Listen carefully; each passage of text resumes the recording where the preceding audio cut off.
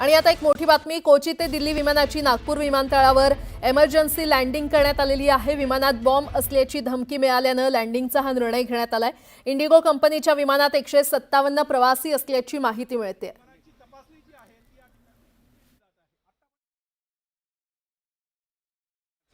Emergency landing झालेलं आहे त्याची हे थेट दृश्य आपण आणि या संदर्भात अधिक माहिती देत आहेत आमचे प्रतिनिधी उदय तिमांडे आपल्यासोबत जोडले गेलेले आहेत। उदय, खरं तर कोचीवरून दिल्लीकडे जाणाऱ्या इंडिगो विमानामध्ये बॉम्ब असल्याचा एक थ्रेड कॉल जो आहे तो प्राप्त झाला होता आणि त्यानंतर नागपूर विमानतळावर जे आहे ते या इंडिगो विमानाचं जे आहे ते इमर्जन्सी लँडिंग करण्यात आलेलं आहे। 2057 असं या विमानाचं नाव असून या विमानामध्ये 157 प्रवासी जे आहेत ते प्रवास करत होते। मात्र आता याचं नागपूर विमानतळावर इमर्जन्सी लँडिंग करण्यात आलेलं आहे आणि आपण या दृश्यांमध्ये पाहतोय की या विमानाची कसून चौकशी जी आहे ती केली जाते। मग त्यामध्ये विमान प्राधिकरण असेल, नागपूर पोलिसांचं स्थानिक पथक असेल, त्यांच्याकडून जे आहे ती या विमानाची कसून चौकशी केली जाते। या विमानामध्ये 157 प्रवासी प्रवास करत होते। त्या प्रवाशांना जे आहे ते विमानातून खाली करण्यात आलेलं आहे आणि विमानामध्ये जे काही लगेज होतं ते लगेज देखील आता काढून त्याची चौकशी जी आहे ती केली जात आहे आणि सोबतच नागपूर पोलिसांच्या डॉग स्पॉट पथक इथं दाखल झालेलं आहे।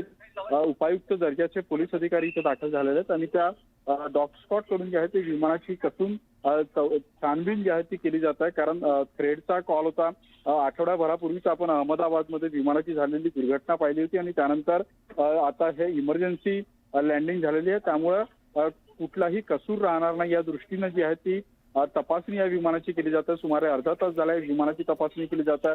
जर या विमानामध्ये बॉम्ब असेल तर कुठलीही घटना घडू नये यासाठी अग्निशमन दलाचे 3 बंब जे आहेत ते इथं दाखल झालेले आहेत आणि सशस्त्र पोलीस बल देखील आता विमानतळाच्या बाजूला तैनात करण्यात आलेला आहे। नागपूर विमानतळावरही पोलीस बंदोबस्त जो आहे तो वाढविण्यात आलेला आहे। त्यामुळे जर या विमानामध्ये बॉम्ब असेल तर त्याचं कुठलंही नुकसान होणार नाही या दृष्टीनं हा विमान देखील जे आहे ते एअरपोर्टच्या एका बाजूनं नेऊन जो आहे तो पार्क करण्यात आलेला आहे आणि तिथं या विमानाची आता जी आहे ती तपासणी केली जाते। त्यामुळे आता या तपासणीमध्ये या विमानात बॉम्ब आहे की नाही, या फेक कॉल होता, या सगळ्या गोष्टींची स्पष्टता थोड्या वेळात येईल। कारण 2 डॉग स्पॉट इथं दाखल झालेल्या पोलीस उपायुक्त दर्जाचे अधिकारी इथं दाखल झालेले आहेत आणि सीआरपीएफचं देखील एक पथक जे आहे ते इथं दाखल झालेलं आहे। त्यामुळे आता या सगळ्या विमानाची जी आहे ती तपासणी केली जाते आणि या तपासणीनंतर नेमकं यामध्ये बॉम्ब आहे की हा फेक कॉल होता हे स्पष्ट होईल।